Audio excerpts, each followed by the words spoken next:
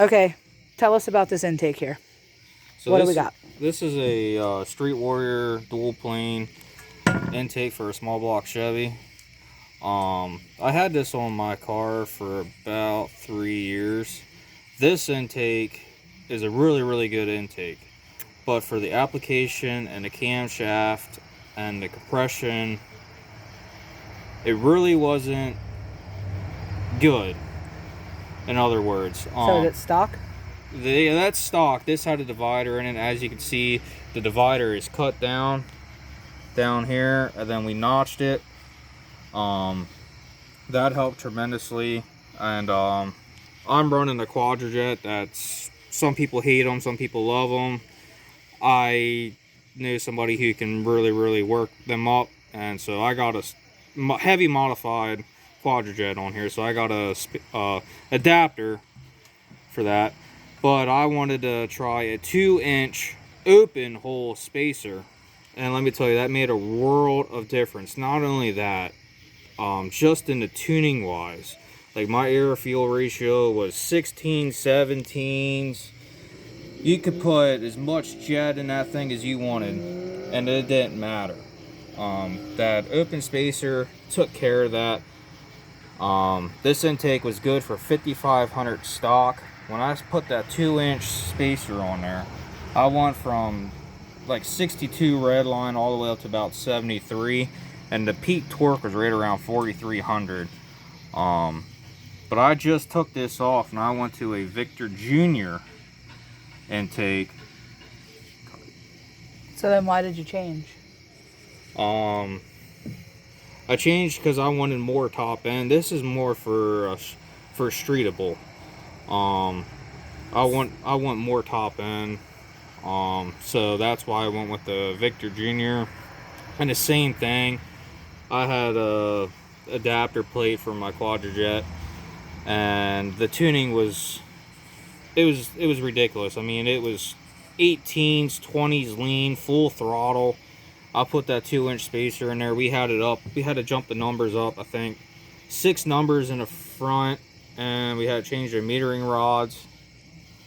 But it makes more torque, more horsepower with the single plane than this dual plane.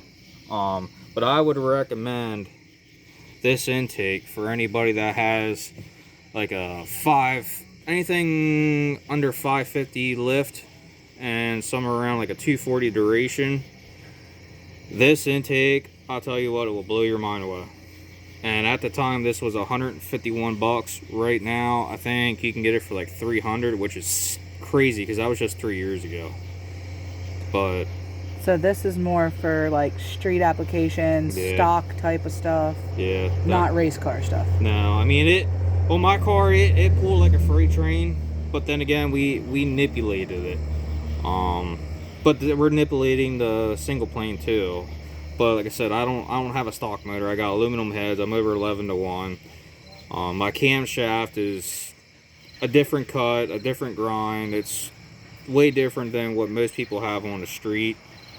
So my combination's way different than what other people have. And this is aluminum, right? Or is it cast? No, this is aluminum.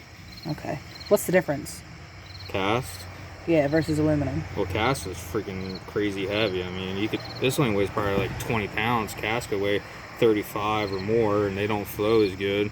I mean, you have Chevy bow tie intakes where they actually have the Quadrajet footprint, and supposedly they flow real good. You can get them mass supported, like some dirt track guys, they'll do that. They'll skip the rules on that, and they'll get them mass supported, which you wouldn't be able to tell. When they flow real good. But for performance wise, I prefer aluminum. I mean, aluminum's so nicer. Aluminum is better if you want it to run good. No, it's just aluminum.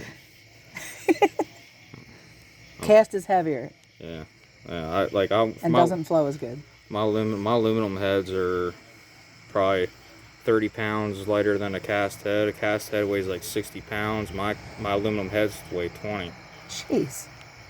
So you can go faster with aluminum. Yeah, and they look nicer. But yeah, that's about it. I mean, I did clean the ports up just a little bit. I mean, it is from China, so what do you expect? But it's a nice intake. They actually did this on Engine Master. This intake, they compared it with the dual plane air gap and another one. I think it was an AFR.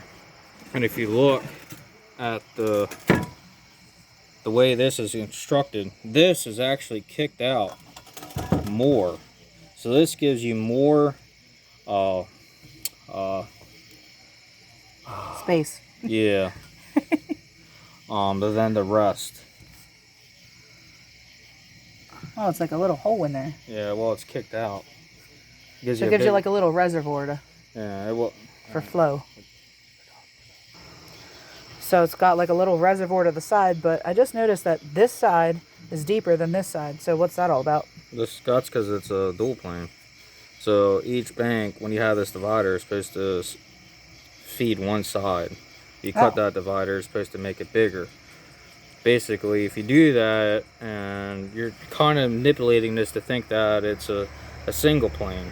So you get the top end and the bottom end. Like when I put the 2-inch spacer on there, I mean my carb was like in the video, like my carburetor sat about this tall with my spacers. I mean, essentially I'd turn this dual plane into a single plane, but I didn't lose any torque.